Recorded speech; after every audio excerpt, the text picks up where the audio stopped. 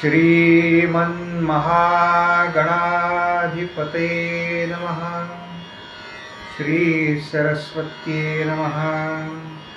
श्री गुरुभ्यो नमः। जय जय रघुवीर समर्थ।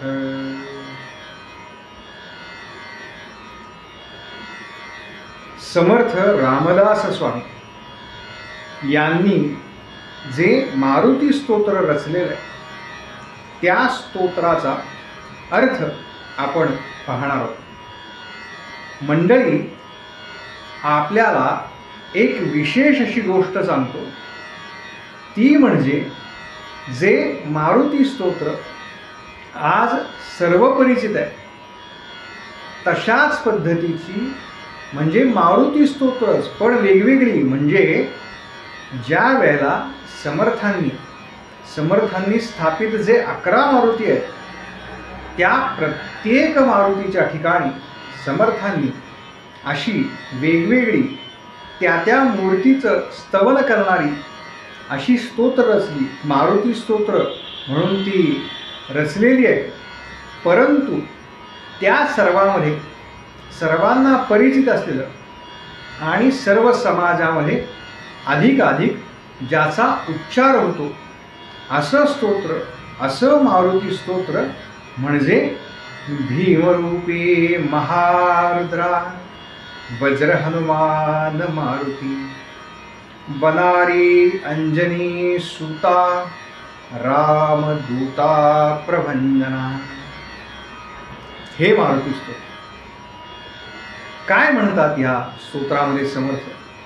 मुळामध्ये समर्थ सांगतात की ते रूप कसं आहे, ते स्वरूप कसं आहे, ज्या स्वरूपाचं या संपूर्ण स्तोत्रामध्ये आपण गायन करणार आहोत त्या हनुमंतांचं वर्णन समर्थ या स्तोत्रामध्ये करतात। पहिला शब्द जो वापरला तो आहे भीमरूपी। आता मंडळी, भीम हा शब्द मुळामध्ये भव्यता, दिव्यता, विशालता या अर्थानं वापरला जातो। हनुमंतराय कसे आहे तर ते भव्य दिव्य आहेत, विशाल आहेत आणि केवळ देहानं नाही, म्हणजे देहानं तर ते आहेच, पण त्याचबरोबर त्यांनी जे कार्य केलेलं आहे ते सुद्धा अत्यंत भव्य, दिव्य आणि विशाल असं कार्य आहे। तेव्हा त्यांचा जो देह आहे तो सुद्धा आणि त्यांचं जे कार्य आहे ते सुद्धा असं भीमस्वरूप आहे, म्हणून पहिला शब्द वापरला भीमरूपी आणि म्हणून त्यांना म्हटलं जातं साक्षात भीमस्वरूप असलेले, म्हणजे अत्यंत विशाल काय असलेले असे हनुमंतराय महारुद्रा। वास्तविक महारुद्र हा शब्द आपण शिवांच्या संदर्भामध्ये वापरतो। याचा अर्थ असा आहे की भगवान महाविष्णूंनी जेव्हा जेव्हा एखादं कार्य करण्याकरता या पृथ्वी तलावरती अवतार घेतले त्या अवतार कार्यामध्ये त्यांना इतर सर्व देवांचं तर सहाय्य मिळालंच, पण त्याचबरोबरीने भगवान शिव जे आहेत, महारुद्र जे आहेत, त्यांनी सुद्धा या अवताराबरोबर काही विशेष अवतार घेतले आणि भगवान महाविष्णूंना सहाय्य केलं। तेव्हा भगवान विष्णूंचा जो राम अवतार आहे, ह्या राम अवतारामध्ये असं म्हणतात की भगवान शिवांनी हा मारुतीचा अवतार घेतला होता आणि म्हणून साक्षात त्यांच्याकरता शब्द आलाय महारुद्रा वज्र हनुमान मारुती। वज्र हनुमान, आपल्या सगळ्यांना हनुमंतरायांच्या जन्माची ती कथा माहिती आहे। अंजनी मातेचा उदरी अवतार घेतला आणि मातेनं त्यांना पाळण्यामध्ये ठेवलं। अगदी नवजात बालक आहे आणि त्या नवजात बालकानं उगवत्या सूर्याकडे पाहिलं तेव्हा तो सूर्याचा लालबुंद तप्त असा गोळा नुकताच आकाशामध्ये वर वर वर वर येताना दिसत होता. आणि या छोट्या बालकाला जो पाळण्यामध्ये अगदी पहुडलाय त्याला असं वाटलं, त्याला भूक लागली आणि त्याला वाटतंय की हे एखादं लालबुंद फळ आहे आणि म्हणून ते फळ खाण्यासाठी म्हणून हनुमंतांनी झेप घेतली आकाशामध्ये. आणि आकाशात झेप घेतल्यानंतर जर हे बालक अगदी सूर्याच्या निकट गेलं तर कदाचित सूर्याच्या दाहकतेमुळे याला काही त्रास होईल, याला काही इजा होईल. तर तसं होऊ नये म्हणून इंद्रानं आपलं जे शस्त्र आहे वज्र, ते वज्र हनुमंताच्या त्या बालकाच्या दिशेनं सोडलं आणि त्या वज्राचा आघात हनुवटीवरती झाला आणि ते बालक खाली पडलं. परंतु एवढा मोठा इंद्राच्या वज्राचा आघात सहन होऊन सुद्धा तो जो आघात आहे तो पेलण्याचं सामर्थ्य कुणामध्ये आहे तर ते आमच्या मारुतीरायांमध्ये. म्हणून त्यांना एक नाम त्यांनी धारण केलं, वज्र हनुमान, वज्रधारी. वज्र म्हणजे त्या वज्राचा प्रहार ज्यांनी धारण केलेला आहे असे वज्र हनुमान मारुती. मरुत हे वायूचं नाव आहे आणि वायूचा पुत्र म्हणून मारुती असं नाव एक त्यांना मिळालेलं आहे. आणि त्याचबरोबर वनारी अंजनी सुता. वनारी, आता वनारी हा जो शब्द हनुमंतरायांच्या बाबतीत समर्थ रामदास स्वामींनी वापरलाय तो वापरण्यामागची योजना अशी आहे, ज्या वेळेला सीता मातोश्रींचा शोध घेण्याकरता हनुमंतराय लंकेमध्ये गेले आणि तो सगळा प्रसंग आपल्याला माहिती आहे, तेव्हा त्या प्रसंगामध्ये त्यांनी जे तिथलं एक उपवन होतं त्या उपवनाचा काही संहार केला, काही नासधूस केली आणि म्हणून त्या सगळ्याची आठवण म्हणून केवळ वनारी हा शब्द या ठिकाणी समर्थांनी वापरलेला आहे. वनारी अंजनी सुता, अंजनीचा सूत आहे. अंजनी मातेच्या पोटी हा भगवंतांचा अवतार आहे म्हणून अंजनी सुता रामदूता हा शब्द फार महत्त्वाचा आहे. आपण जर संपूर्ण रामायण काढून बघितलं तर या रामायणामध्ये श्रीरामांनी अनेक महत्त्वाची कामं ही हनुमंतांच्या मार्फत केलेली आहे.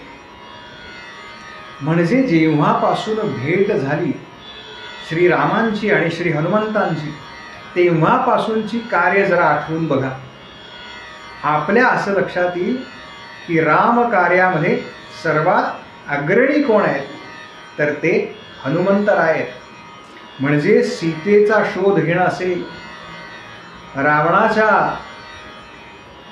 गोटामध्ये सीता मातोश्री नक्की कुठे आहेत तिथे जाऊन सीता मातोश्रींना श्रीरामांबद्दल माहिती सांगणं असेल आणि युद्ध झाल्यानंतर, युद्धामध्ये तर सहाय्य केलंच, पण युद्ध झाल्यानंतर जेव्हा प्रभू रामचंद्र अयोध्येकडे निघाले तेव्हा श्री भरतांना ती बातमी सांगणं असेल, ही सगळी महत्त्वाची कामं जी आहेत, महत्त्वाच्या जबाबदाऱ्या ज्या आहेत त्या कोणी पार पाडल्या तर त्या आमच्या हनुमंतरायांनी पार पाडल्या. म्हणून रामदूता, रामांचा तो अत्यंत जवळचा दूत आहे.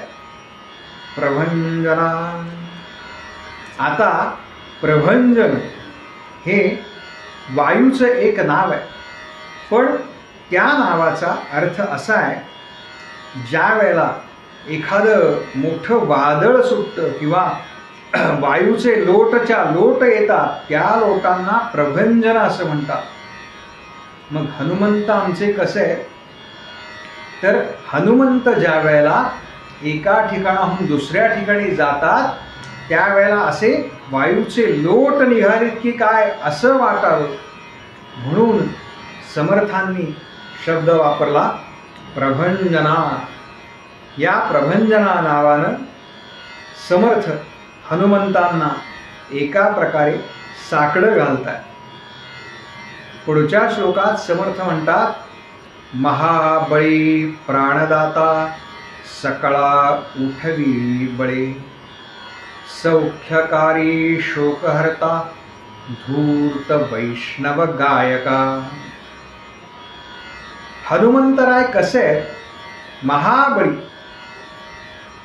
आपल्याला माहिती आहे बळीराजाची ती कथा माहिती आहे. बळीराजा हा अत्यंत पराक्रमी होता आणि त्याच्याही पेक्षा अत्यंत पराक्रमी असलेल्या बळीराजापेक्षा सुद्धा पराक्रमी कोण आहेत, तर ते आमचे हनुमंतराय आहेत. म्हणून समर्थ म्हणतात महाबळी आणि त्याबरोबर प्राणदाता. हा प्राणदाता हा शब्द सुद्धा समर्थांनी राम रावण युद्धामध्ये ज्या वेळेला श्री लक्ष्मणांना तो बाण लागला, आपल्या सगळ्यांना ती कथा माहिती आहे, तेव्हा लक्ष्मणांचे प्राण वाचवण्यासाठी म्हणून हनुमंतांनी जे काही कार्य केलं त्या कार्याबद्दलची कृतज्ञता म्हणून प्राणदाता सकळा उठवी बळे. हे काय आहे, तर आपल्या शरीरामध्ये आपण जेव्हा निद्रावस्थेमध्ये असतो, म्हणजे आपण जेव्हा झोपलेलो असतो, तेव्हा हा प्राण आहे. मग तो कोणत्या रूपाने आहे, तर तो वायू रूपाने आहे. कारण आपण निद्रावस्थेमध्ये असताना सुद्धा आपल्या शरीरामध्ये श्वासोच्छ्वास चालू आहे, म्हणून तो निद्रिस्त असताना सुद्धा आतमध्ये राहून जागा आहे आणि तोच आम्हाला सकाळी उठवतो, हा एक अर्थ आहे. आणि त्याचबरोबर ज्या वेळेला राम रावणाचं युद्ध चालू होतं त्या युद्धामध्ये सुद्धा हनुमंतराय सकाळी सर्वांना उठवतात. म्हणजे काय, तर सर्वांना युद्धासाठी तयार करतात. या अर्थानं सकळा उठवी बळे, सौख्यकारी दुःखहारी, किंवा काही ठिकाणी सौख्यकारी शोकहर्ता. सौख्य देणार. सौख्य म्हणजे ज्यांच्या कृपेमुळे किंवा ज्यांच्या सहचर्यामुळे, ज्यांच्या आशीर्वादामुळे आमचा संसार सुखाचा होतो आणि संसारातली दुःख नाहीशी होतात, असे कोण आहेत, तर ते असे हनुमंतराय, ज्यांच्याजवळ व्यवहार चातुर्य आहेच आणि त्याचबरोबर ज्यांना कुणीही फसवू शकणार नाही, म्हणून धूर्त असा शब्दप्रयोग समर्थांनी केलाय. म्हणून समर्थ म्हणतात सौख्यकारी शोकहर्ता धूर्त वैष्णव गायका. आता वैष्णव हा शब्द सामान्यपणे भक्तांच्या बाबतीत वापरला जातो. म्हणजे आपण एखाद्याच्या बाबतीत म्हणतो बघा, हे ना हे फार फार मोठे वैष्णव आहेत बरं का, तर हे विष्णूचे भक्त आहेत, या अर्थानं सुद्धा वैष्णव हा शब्द वापरला जातो. आणि केवळ त्याच अर्थानं नाही, तर हे भक्त आहेत या अर्थानं सुद्धा हा शब्द वापरला जातो. तेव्हा रामचंद्र हे साक्षात विष्णूचे अवतार आहे, म्हणून हनुमंतराय त्या विष्णू अवताराचे सुद्धा म्हणजे राम अवताराचे सुद्धा परमभक्त आहेत, म्हणून त्यांना वैष्णव असा शब्द वापरला. हनुमंतराय काय करताय, तर आपल्याला माहिती आहे की ज्या ठिकाणी हनुमंतराय उपस्थित आहेत ते कुठे उपस्थित असतात, तर ज्या ठिकाणी रामचरित्राचं गायन चालू आहे. आणि ते स्वतः काय करतात, तर त्या रामचरित्राचं अखंड गायन करतात, अखंड स्मरण करतात, त्या रामनामाचा जप ते अखंड करतात. म्हणून एक विशेषण आलं गायका. अशी समर्थांनी हनुमंतरायांना हाक मारली आहे असं म्हटलं तर वावगं ठरणार नाही. दीनानाथा हरिरूपा सुंदरा जगदांतरा पाताल देवता हंता भव्य सेंदूरलेपना. काय म्हणाले? दीनानाथा. दीन कुणाला म्हणतात, तर एका अर्थानं जे गरीब आहेत ते दीन आहेत, आणि त्याचबरोबर जे शरण गेलेले आहेत भगवंतांना, जे शरण आहेत त्यांना सुद्धा दीन असं म्हणतात. मग हनुमंतराय कोण आहेत, तर असे जे भगवंतांना शरण जातात त्या शरणागतांचा आधार कोण आहेत, तर ते आमचे हनुमंतराय. म्हणून समर्थ म्हणाले दीनानाथा हरिरूपा. साक्षात हरिस्वरूप आहे. म्हणजे काय, तर हरी हा दिसायला अत्यंत सुंदर आहे असं म्हणतात. मग त्याचप्रमाणे आमचे हनुमंतराय सुद्धा अत्यंत सुंदर आहेत, म्हणून समर्थ म्हणतात हरिरूपा. आणि त्याचबरोबर जगदांतरा, म्हणजे हे संपूर्ण जगत ज्याच्यावरती चालू आहे, हे संपूर्ण जगत त्या परमेश्वराच्या इच्छाशक्तीवरती चालू आहे. पण ती इच्छाशक्ती आमच्या या देहामध्ये कोणत्या रूपाने वास करते, तर ती आमच्यामध्ये श्वसन या क्रियेमध्ये म्हणजे श्वासोच्छ्वासामध्ये वास करते. आणि म्हणून हनुमंतराय वायुपुत्र आहेत. आपण श्वास घेतो म्हणजे वायू घेतो, वायूचं भक्षण चालतं. म्हणून हे हनुमंतराय या जगदाच्या अंतरामध्ये आहेत असं समर्थ म्हणतात. पाताल देवता हंता भव्य सेंदूरलेपना. अहिरावण आणि महिरावण असे दोघंजण ह्या रावणाचे मित्र होते. त्यांचा वध हनुमंतांनी केला. आणि त्याच्यामुळे काय झालं, तर प्रभू रामचंद्रांचा जो रावणाचा वध करण्यामधला मार्ग होता तो मार्ग यांनी सोपा केला.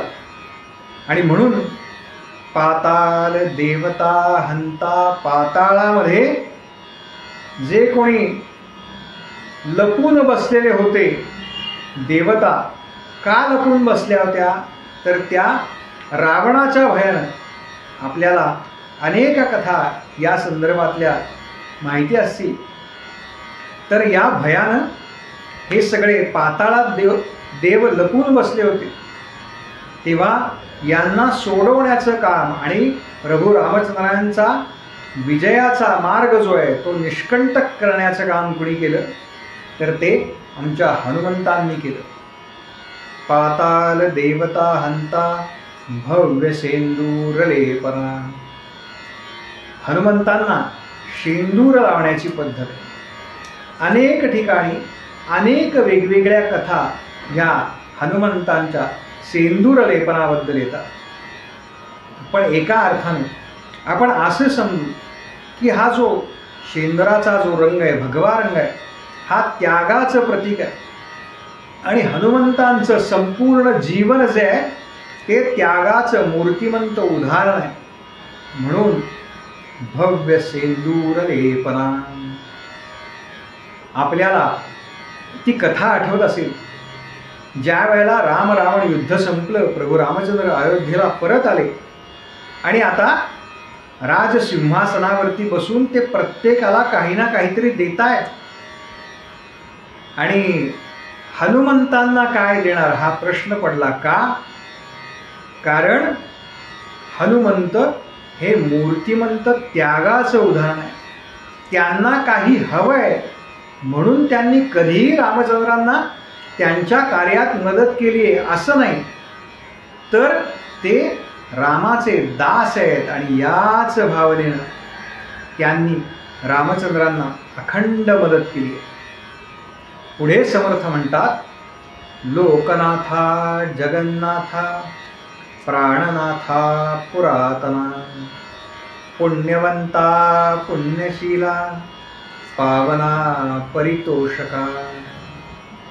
हे जे 7 लोक आहेत, आपण भूलोक, भुवलोक, स्वलोक, महालोक, जनलोक, तपोलोक आणि सत्यम म्हणजे सत्यलोक, हे जे 7 लोक म्हटले जातात, ह्या सर्व लोकांवरती कोणाची सत्ता आहे, तर ती वायूची सत्ता आहे असं म्हटलं जातं.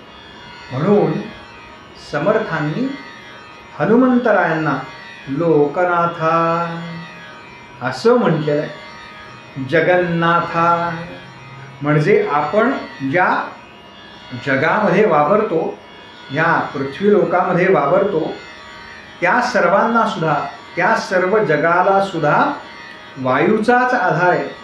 म्हणून समर्थ म्हणाले जगन्नाथा प्राणनाथा. हा प्राण आमचा नाथ आहे, म्हणजे हा प्राण जोपर्यंत आहे तोपर्यंत या शरीराला किंमत आहे. म्हणून हनुमंतराय हे प्राणनाथ आहे. पुरातन कधीपासून आहे हे तत्व, तर हे फार प्राचीन काळापासून आहे, पुरातन आहे.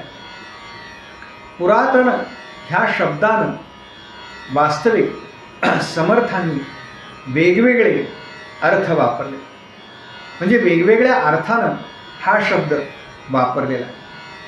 हनुमंतांबद्दल पुरातन हा शब्द वापरला आहे, पण त्याचबरोबर हे जे चिरंतन ब्रह्म आहे, ते ब्रह्मसुद्धा पुरातन या शब्दानं संबोधलेलं आहे. लक्षात घ्या. पावना परितोषका म्हणजे पुण्यवंता पुण्यशीला पावना परितोषका. तर पावित्र्य हे 3 प्रकारचं सांगितलं. यात पहिलं आहे ते कायिक म्हणजे शरीराचं पावित्र्य, वाचिक म्हणजे वाचेचं वाणीचं पावित्र्य, आणि तिसरं आहे ते मानसिक.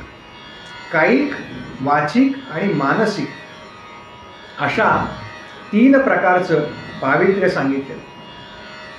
या तिन्ही प्रकारांनी हनुमंतराय पवित्र आहे म्हणून पावना परितोषका.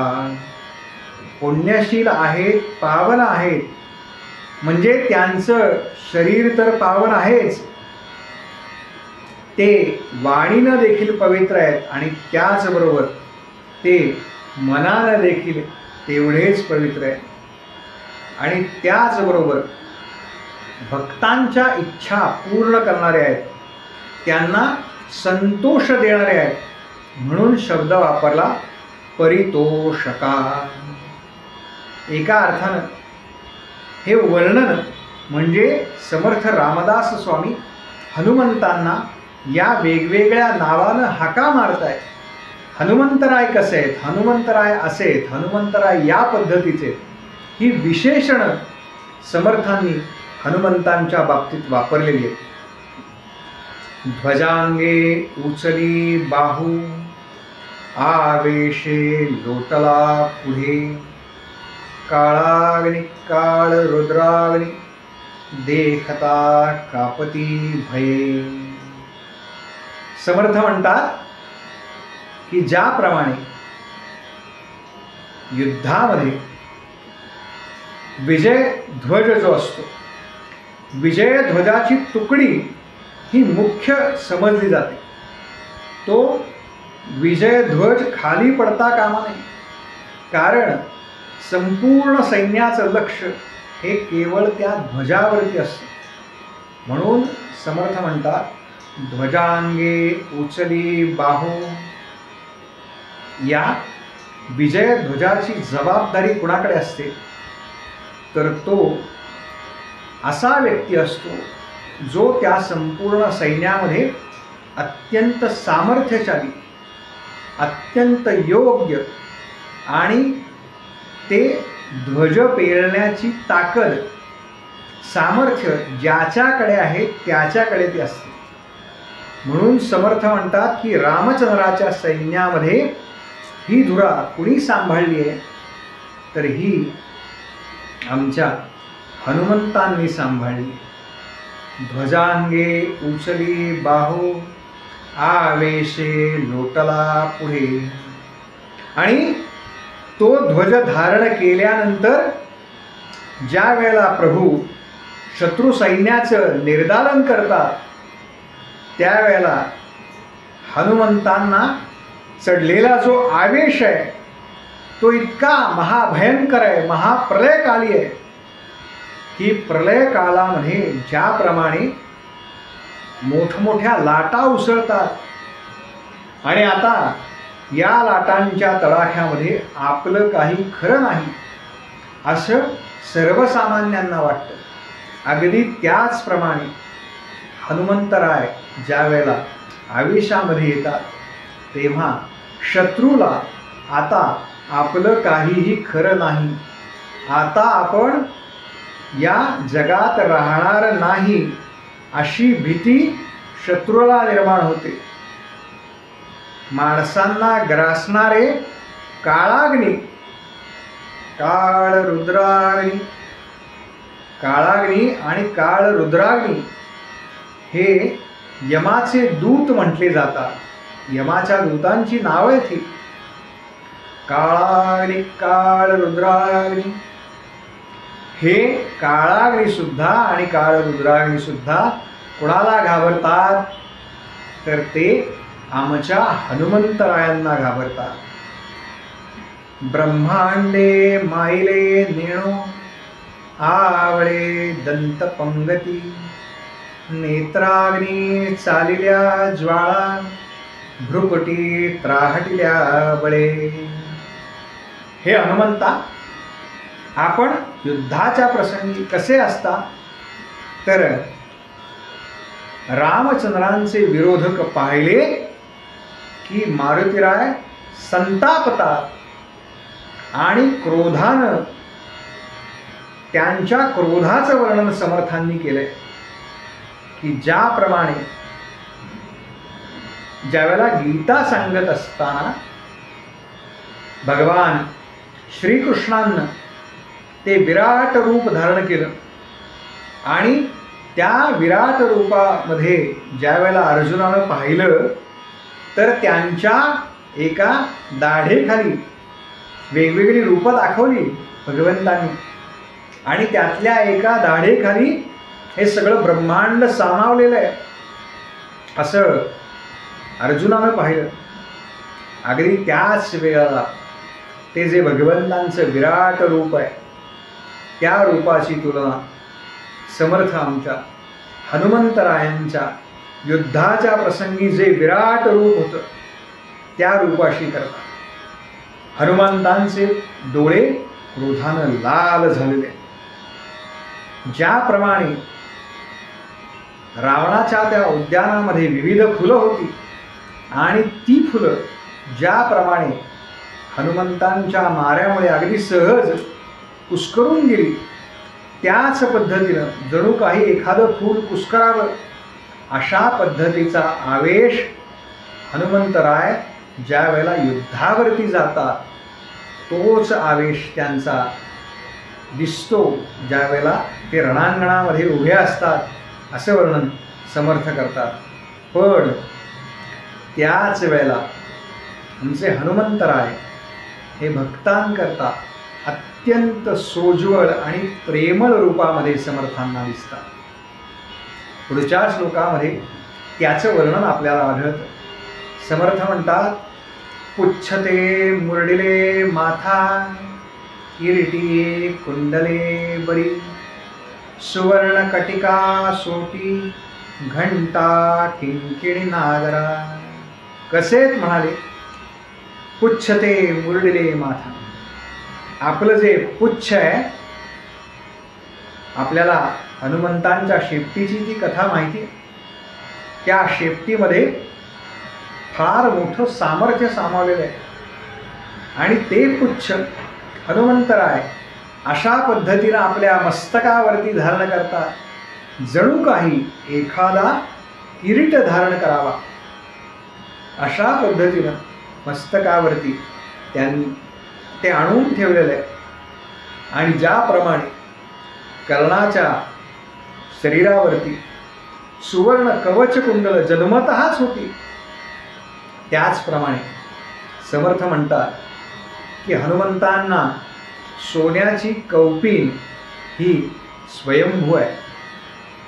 आणि त्यांच्या चरणामध्ये असलेल्या नुपुरांचा आवाज घंटा किंकिण नागरा काय करतो, पावलागणित भक्तांना मी तुमचं संरक्षण करीन अशा पद्धतीचं आश्वासन हा घंटेचा जो नाद आहे, घंटेची जी किंकिण आहे, त्याच्यामुळे भक्तांना मिळतो. ते आश्वासन हनुमंतराय देतात. ठकारे पर्वता ऐसा, नेटका सडपातळू, चपळांग पाहता मोठे, महाविद्युल्लते परी. हनुमंतांना ज्या अष्टसिद्धी प्राप्त आहेत, त्या अष्टसिद्धींमुळे ते काय काय करू शकतात याचा एक आढावा समर्थांनी या श्लोकामध्ये घेतला. ठकारे पर्वता ऐसा, नेटका सडपातळू. कोणत्याही क्षणी हनुमंतराय अत्यंत लघुरूप अथवा अत्यंत विशाल रूप धारण करू शकतात. आपल्याला माहिती आहे, लंकेमध्ये ज्या वेळेला हनुमंतांनी प्रवेश केला, त्यावेळेला छोट्या माशीच्या आकाराचं लघुरूप धारण केलं. आणि त्याच्या पूर्वी ज्या वेळेला ते समुद्रावरून उड्डाण केलं, त्यावेळेला सुरसा नावाच्या राक्षसीनं त्यांना गिळण्याचा प्रयत्न केला. त्यावेळेला पर्वता एवढं विशाल रूप, तिच्या देहापेक्षा विशाल रूप हनुमंतांनी धारण केलं. तेव्हा हनुमंतराय हे आपल्या शारीरिक चपलतेमध्ये तर गुणवान आहेतच. कारण लठ्ठ माणूस जो आहे हा चपळ नसतो. पण आमचे हनुमंतराय हे कसे आहेत तर समर्थ म्हणतात, नेटका सडपात, अत्यंत नेटके आणि त्यांची शरीरयष्टी ही वरून दिसायला अत्यंत सामान्य माणसासारखी आहे. सडपातळू आणि डोळ्याचं पातं लवतो न लवतो तेवढ्यात एखादी चपल क्रिया करून ते मोकळे होतात. ज्याप्रमाणे अवकाशामध्ये एखादी वीज चमकते आणि ती वीज कुठे पडेल किंवा त्याचा लखलखाट हा डोळ्याची पापणी लवते न लवते तेवढ्यात होतो, त्याचप्रमाणे या विजेचा जसा अंदाज करता येत नाही, समर्थ म्हणतात हनुमंतांच्या हालचालीचा अशा प्रकारे कोणताही अंदाज बांधता येत नाही. कोटीच्या कोटी उड्डाणे झेपावे उत्तरेकडे, मंदाद्री सारिखा द्रोणू क्रोधे उत्पाटिला बळे. हनुमंतांच्या चरित्रामध्ये जसं त्या शेपटीला हनुमंतांच्या पुच्छाला आग लावली हा जो एक जसा विषय आहे, तसंच हनुमंतांचं उड्डाण हे सुद्धा अद्भुत आहे. त्याचा संदर्भ समर्थ या ठिकाणी देतात. हनुमंतांच्या बालपणीच्या अनेक कथा आहेत. त्या कथांमध्ये त्यांनी काही ऋषींना त्रास दिला, म्हणजे आपल्या शक्तीचा प्रयोग केला, अशा कथा आहेत. आणि त्याच्यामुळे ऋषींनी त्यांना शाप दिला की हनुमाना, हे मारुते, तुला तुझ्या सामर्थ्याचं विस्मरण होईल. आणि अंजनी मातेनं उशाप मागितला की जेव्हा केव्हा राम कार्याकरता किंवा या अशा भगवंतांच्या कार्याकरता ज्या वेळेला ही शक्ती वापरावी लागेल, त्यावेळेला त्याला पुन्हा ते आठवेल. आणि इथे समर्थांनी त्याचा उल्लेख केला. ज्या वेळेला हनुमंतांना आपल्या सामर्थ्याचं विस्मरण झालं होतं, तेव्हा या वानरांमधला एक जांबुवंत, त्या जांबुवानानं मारुतीला त्याच्या सामर्थ्याची जाणीव करून दिली. आणि त्याच्यामुळे हनुमंतांनी लंकेमध्ये उड्डाण केलं. कोटीच्या कोटी उड्डाणे झेपावे उत्तरेकडे. आणि म्हणून ते उड्डाण सुद्धा अत्यंत विस्मरणीय ठरलं. आणि हनुमंत कसे गेले तर गरुडापेक्षाही अधिक वेगानं या लंकेमध्ये त्यांनी प्रवेश केला आहे. ते सगळं अंतर कापलंय. युद्धकांडामध्ये समर्थांनी जे युद्धकांड लिहिलं आहे, त्या युद्धकांडामध्ये हनुमंतांच्या या उड्डाणाचं वारंवार वर्णन आलं की कशा पद्धतीनं हनुमंतराय आपल्या सामर्थ्याचा उपयोग करतात.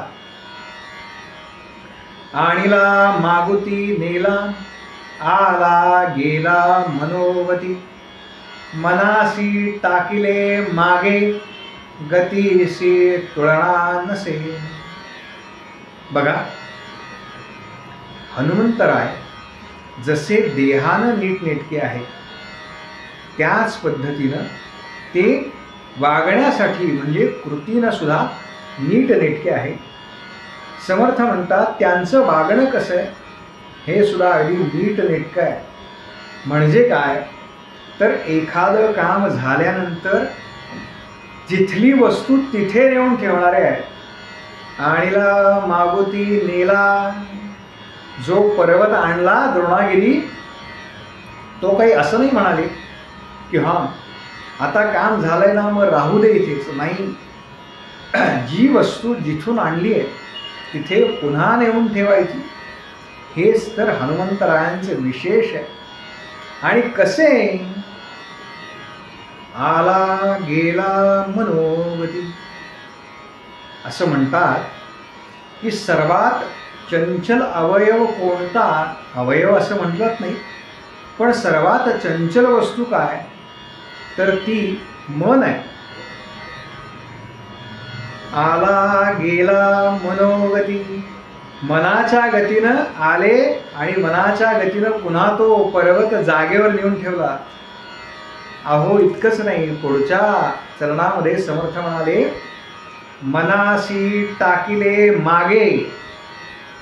मनाचा वेग किती आहे तर त्या वेगाला सुद्धा या हनुमंतरायांना पाठीमागे टाकलं. तो वेग सुद्धा कमी की काय, त्या मनापेक्षा चपळ जर कोण आहे तर ते हनुमंतराय आहेत. म्हणून मनोवेगाची जी उपमा त्यांना दिलेली आहे ती सुद्धा खरं तर तोकडी ठरते, अपूर्ण ठरते.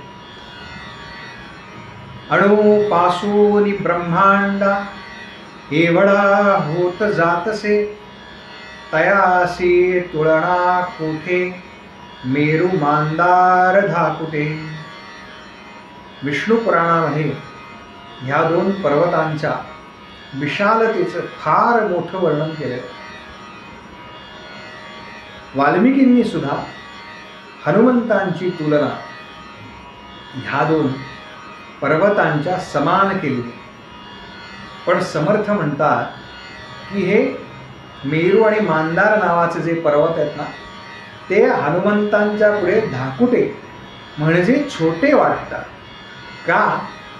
कारण त्यांचा पराक्रम जो आहे ही तुलना शारीरिक उंचीशी किंवा देहाशी केलेली नाही, तर ही पराक्रमाशी केलेली आहे.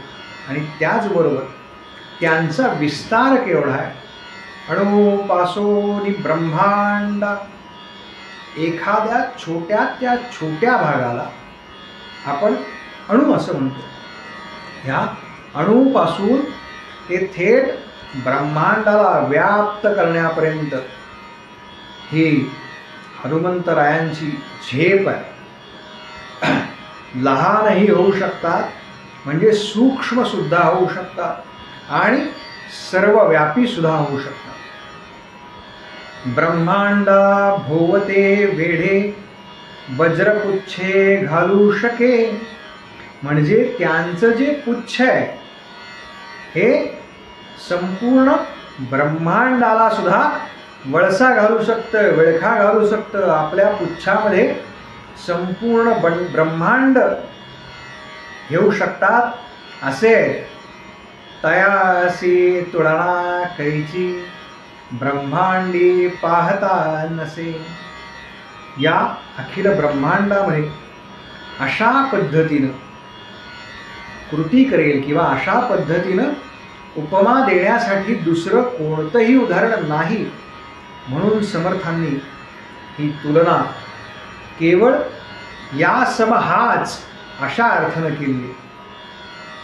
आरक्त देखिले डोळा, ग्रासिले सूर्यमंडळा, वाढता वाढता वाढे भेदिले शून्य मंडळा.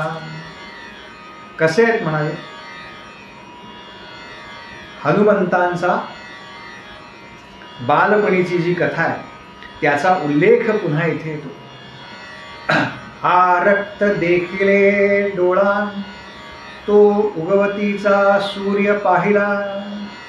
आरक्त, रक्ताच्या वर्णाचा, आणि ते जणू काही परिपक्व फळ आहे. या न्यायानं हनुमंतांनी झेप घेतली.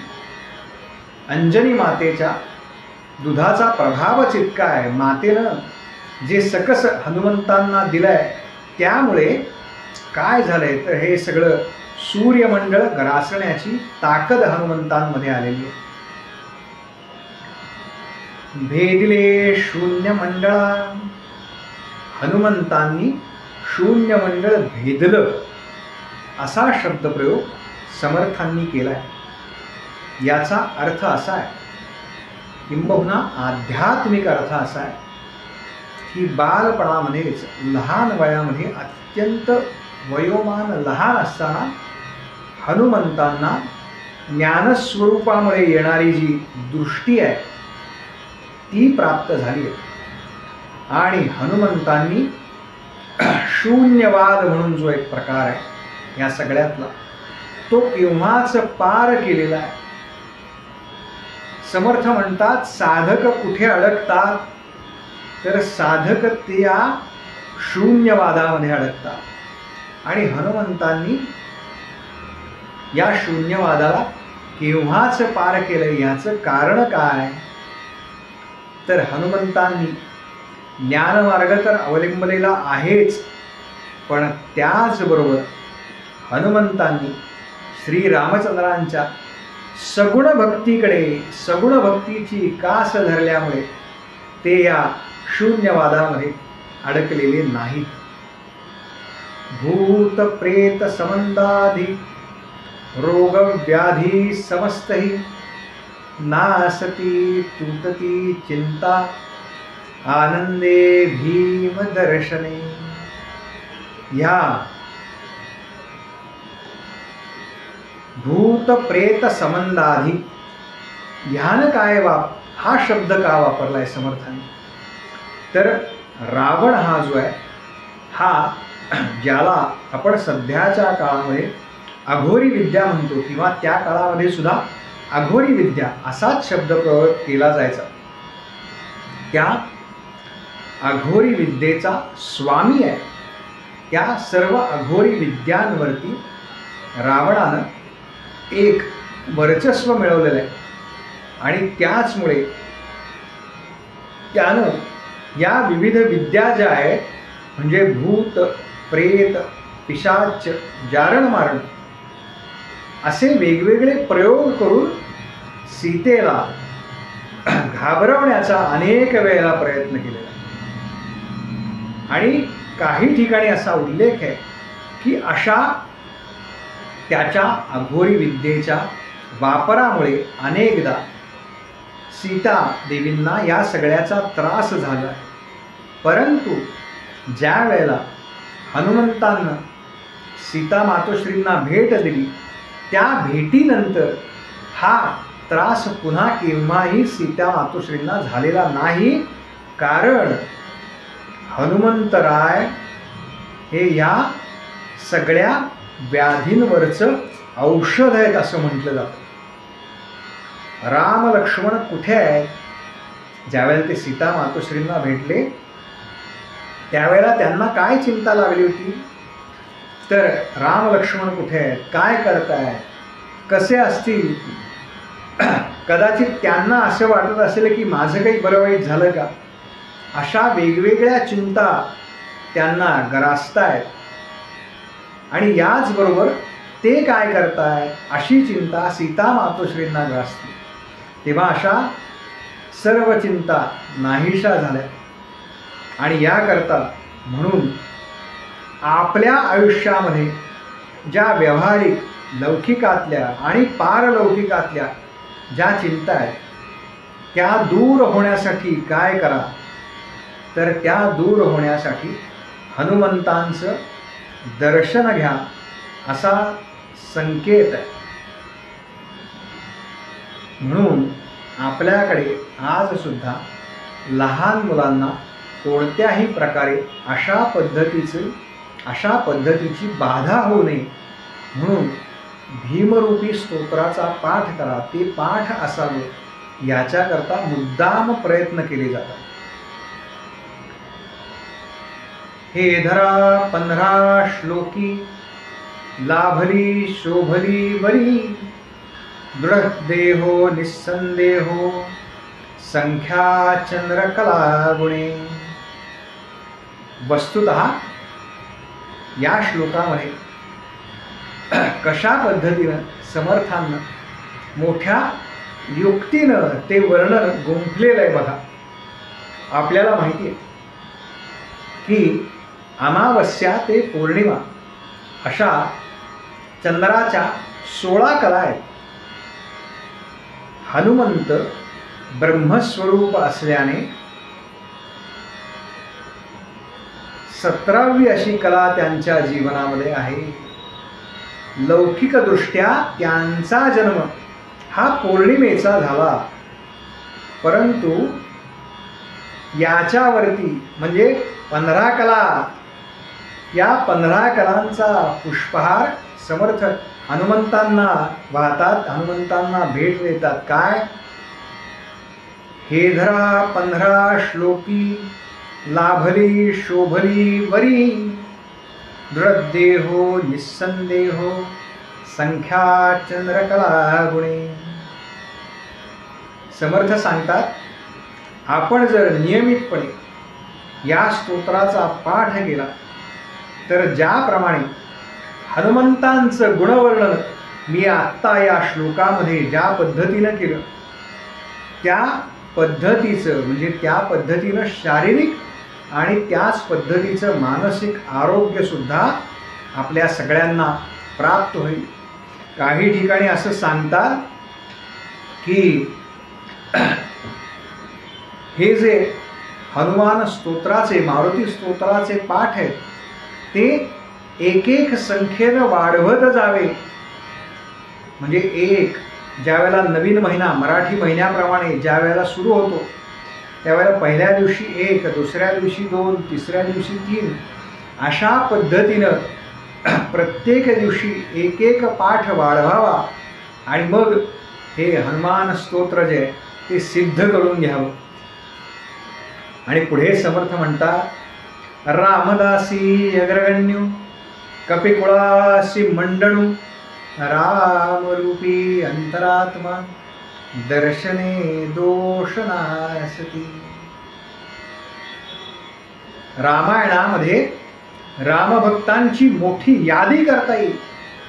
प्रभू रामचंद्रांना ज्यांनी ज्यांनी सहाय्य केलं त्यांची यादी करता येईल. एका अर्थानं दशरथ महाराज, कौसल्या माता, सीता मातोश्री, श्री लक्ष्मणजी, श्री भरतजी, गुह, सुग्रीव, विभीषण आणि हनुमान.